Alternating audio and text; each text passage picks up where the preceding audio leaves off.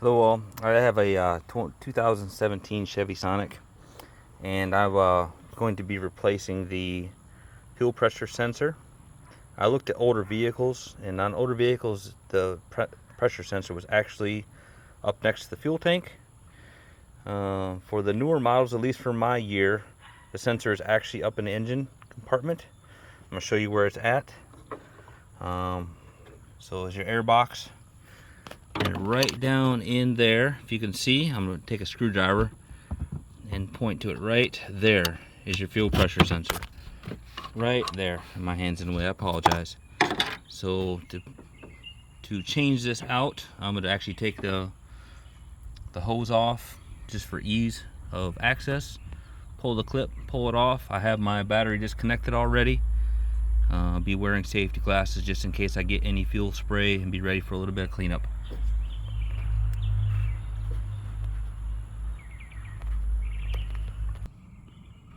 Alright, so I have removed the air hose going to the intake.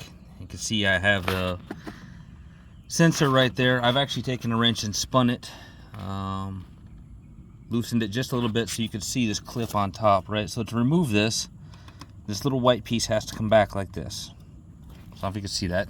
I just pulled it back. You may have to stick a small screwdriver and then do it. And the little black edge right here, you just push down on that guy and it pops right off. Alright, now that we have the clip off, the wiring harness off, I said I've already gotten it loose with the wrench. We're just going to unscrew this guy. Be careful, right? Like I said, wear glasses in case you get any fuel spray. I do have the battery disconnected just in case. I have my new sensor here. We're going to simply screw this guy back on. Reconnect our wiring harness. I'm going to screw this just enough to where I feel it get tight. So I want to be able to get at this. So that's pretty tight right there. What we're going to do is we're going to leave this up. You don't have to do it this way. I'm just doing this for showing. So it goes back on there. You heard it click. And push this little white tab back on there. That way we know that wiring harness is not going anywhere. I can spin it freely a little bit by hand.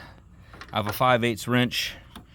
It may be metric, I don't know. It turns out to be what, like 16 millimeters, something of that nature. And I'm gonna actually hold this taut because I don't want to break anything. And there we go, nice and tight on there. Fuel sensor is replaced. Put my hose back on her, and that's complete, folks. Thanks for watching.